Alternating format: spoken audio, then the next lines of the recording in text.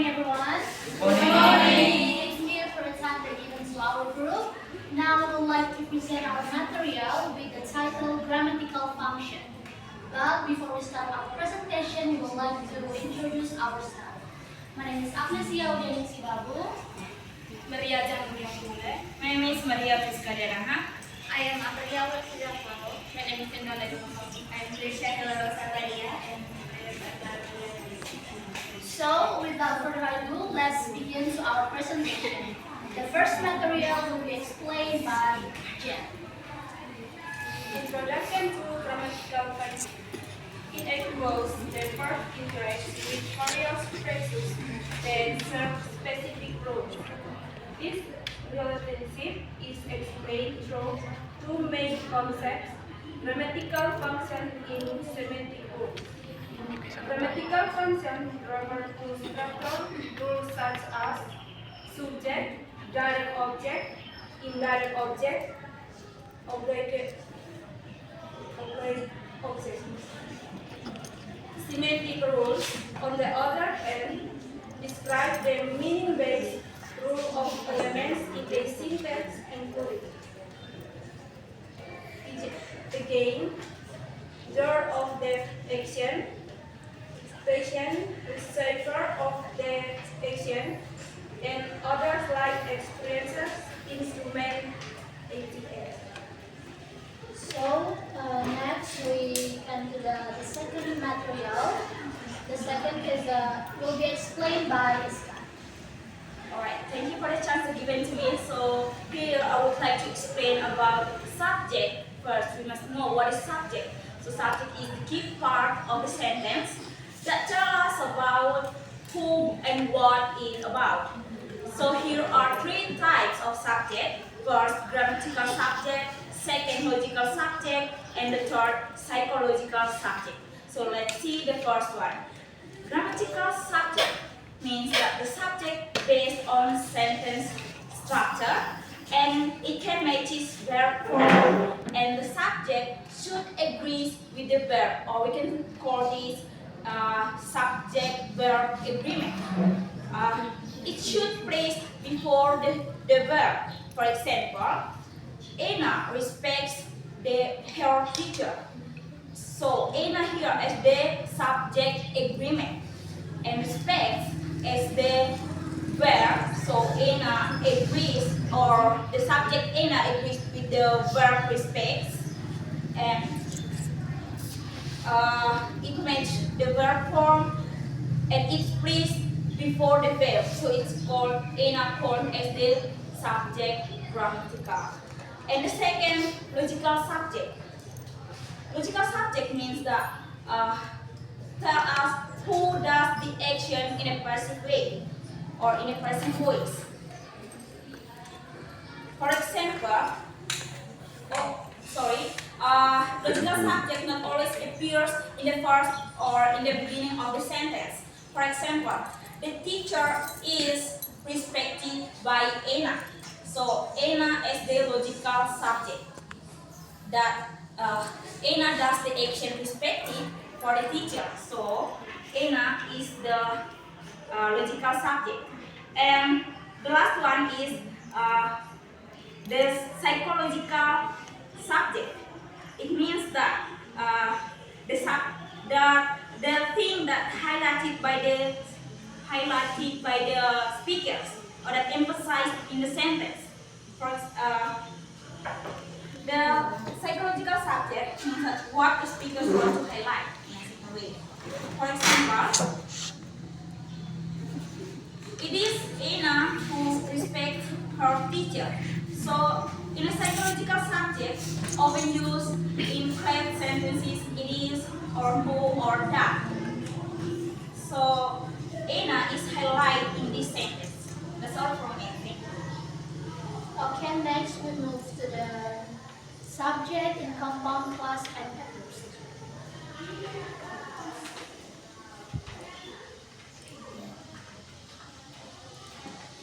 Introduction. Non-fitting clauses such as indicative clauses play a key role in sentence structure. Understanding in the subject within these classes in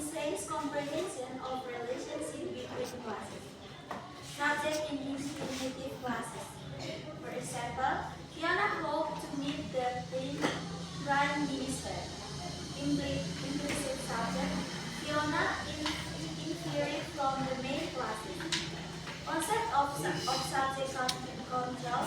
Definition, subject control occurs when the subject of the main class is implicitly surfaced as a subject of the non-finite class.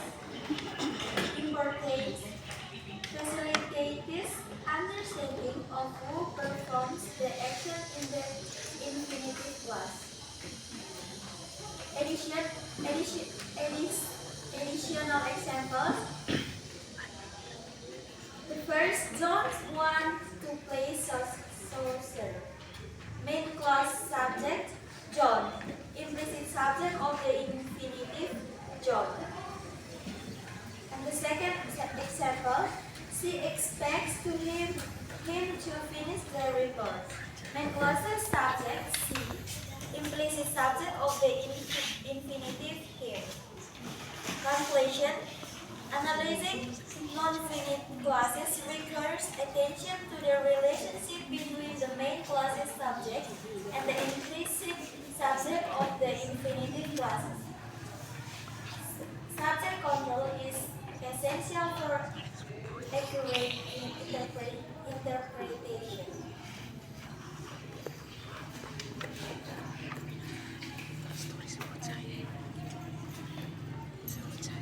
I think that's all. Okay. Next, we move to the floating one first, all and all. Kategori kamera. Now we move to the floating quantifiers. As an example, it is all and both. Floating quantifiers are terms in linguistics that refer to quantification words that can move positions in a sentence without changing the sentence's meaning. The two most common examples of floating quantifiers are all and both. First, we have floating quantifier as all. All is used to indicate the entire group, and as an example, there are three types. First is the standard position. The example you all can see in the slide in the table. The first one is all the students have left. Here, the word all is in front of the subject, the student. The next one is the floating. The sentence, the students have all left. In this sentence, the position of all moves after the auxiliary verb have, but the meaning remains the same. The third one is the further floating version. The sentence, the students all have left. Here, the word all is before the main verb have, and the meaning remains unchanged. The next one is the floating quantifiers as both. Both is used to refer the two entities or individuals. As an example of the use first for the standard position, both John and Mary are here. Here, the word both is in front of the subject consisting of two people. The next one is the floating version. John and Mary are both here. In this sentence, the word both moves after the subject and before the predicate, but the meaning remains the same. The third one is the further floating version. John and Mary both are here. Right here, the position of the word both still does not change the meaning of the sentence. The next one, we move to the characteristic of floating quantifiers. First, positional flexibility. Floating quantifiers can appear in various positions in a sentence, providing flexibility in emphasis. The next one is consistent meaning. Although the position changes, the meaning of the sentence is not affected. This indicates that floating quantifiers have a strong grammatical function. Why is this floating quantifiers is important? First, for the sentence structure. They show how elements in a sentence can be arranged without losing the meaning. The second one is emphasis of meaning. Changes in position can give different emphasis to certain parts of the sentence. And the last one is linguistic analysis. Floating quantifiers help linguists understand how language functions and how meaning is formed. Now we move to the next topic as subject in front of clauses and ellipses. subject in compound clauses and ellipses. Subject in compound clauses is a compound clause is clause that consists of two or more simple clauses connected by conjunction. Each simple clause in a compound clause has the own subject and predicate, although in some cases the subject can be omitted due to ellipses. There are two main types of compound clauses. First, coordinate compound clause. The clauses have equal or parallel status. Common conjunction used include and, or, but, while, instead. Example, I read a book and my sister played with her doll. Clause 1. I subject, read predicate, a book object. Clause 2. My sister subject, played predicate, with her doll object. 2. Subordinate compound clause is one of the clauses become part of another main clause. The clause that become a part is called a subordinate clause. Common conditions include when, because, if, that, so, that, also, in, order, that. Example, we will come if you invite us. Main clause, we, subject, will come predicate. Subordinate clause, you, subject, invite predicate. Next, ellipsis in compound clauses. Ellipsis in omission of elements in sentences, word or phrase that have been mentioned before or are clearly understood from context without changing the meaning of the sentences. In compound clauses, ellipsis often occurs in the subject, especially when the subject in the second or subsequent clause is the same as in the process 1. Types of subject ellipsis in compound clause. 1. Subject ellipsis in coordinate compound clause. If the subject is both coordinate clauses in the same, the subject in the second clause is often omitted. Example, I like reading and I also like writing.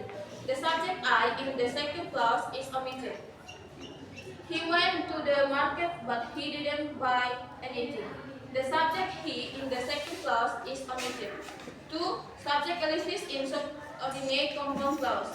Subject ellipsis can also occur in the subordinate clause in the subject in the same as the one in the main clause or is already clear from the text. The context. Example, when I arrived, they were eating. The subject I in the subordinate clause is omitted. Although he was tired, father kept working. The subject he in the subordinate clause is omitted. Okay, next we move to the direct object and relationship to passive verbs. First of all, you guys may wonder what is direct object. So, direct object receive the verb action. It's thing that the action is done to it. For example, like there's a sentence, there's a subject, there's an action, and the last is the object. If you see in the PPT, the example is C kick the ball. So C is a subject, kick is the verb or the action, and the ball is the object. So the explanation is the ball is received the action, which is the kick. The kick is the action that given by C. So the next is follow the verb directly. No preposition like to, on, or with before it.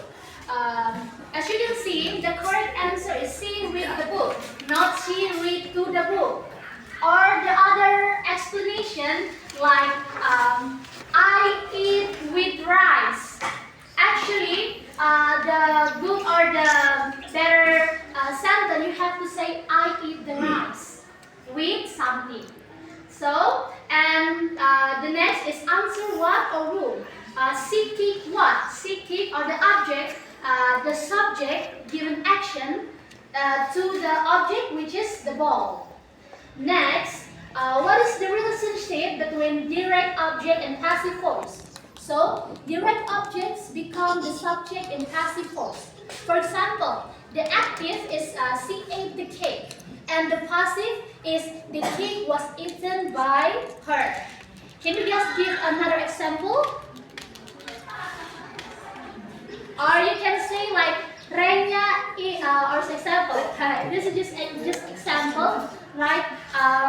Renya was her hair. So the hair, Renya's hair is raised by Hair. By Renya. Renya Rosari. The next example like okay, Aaron read the book, and the passive voice is the book is read by Aaron. What? The book is yes. Read by Aaron. Okay, next you look at the PPT. Okay, if the noun can become the subject in passive sentence, it's like a direct object. The next, we're talking about the common issue or something something that happened or the common obstacle that we do when we want to talk about the direct object or the passive. The first is prepositional verbs are in direct object. The sentence is she looked at the sky. Okay, the sky is not a direct object. Why? It is because at the sky is a one phrase. It's not like she is stand alone, look stand alone. The at is not stand alone because at is the one phrase with at the sky. So it should be the word is like the sky is not direct object. And the next, some verbs don't work in passive. For example, like he weighed 70 kilogram. Become 70 kilogram is weighed by him. It sounds weird, and it's like sounds not good. It's because some verbs don't work in passive. Because the subject is explained about subject is explain about the measure or the stage. It's not the sentence is not explain about the action that given, the action that given by who, or the 70 kilogram is not explain about the action, right? It's explain about the measure, like the score or the the quantity. Okay, and next is we're talking about the verb particles can change the sentence. For example, send back the book. It sounds good, but if the word is become send back her the book, it sounds worse. It is because the particle is in the what is it like false it's not in the right position. The last is pronouns and word other matter. She give her cousin gift. It's okay. The sentence sounds great. But the next word is she gave away her cousin the gift. It sounds like didn't match the subject. And that's all the explanation about direct object and relationship to the passive voice. Next, we are going to talking about particle and will be explained by by Amy. The first, particle in closed structure. Phrasal verbs contain particles like back, up, and out. With noun phrases, Ayala sent back the diamond necklace become Ayala sent the diamond necklace back, but correct. With pronouns, Ayala sent it back, it's correct, but Ayala sent back it is incorrect. The rule, pronouns must come before the particle. The second, reflexive and subject control. Reflexive pronouns herself, himself must refer to the subject. Augusta blamed herself, it's correct, but Agatha blamed her different meaning. Subject control. In embedded clauses, the main subject still controls their reflexive. Fiona promised to help herself. The last, morphosynthetic rules and case. Some language, like Russian, mark subject, nominative, and object accusative clearly. The become I, menja become me. In English, only personal pronouns reflect case. I saw her or she saw me. That's all for me and thank you. So, everyone, this is our presentation about grammatical function. We move to the Q&A section. So, if you have a question, you can raise your hand and later we can answer your question. So, if you want to, if you have a question, please raise your hand.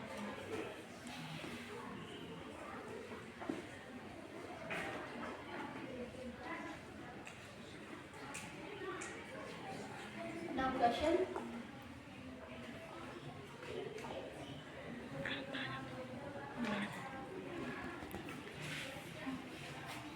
No question?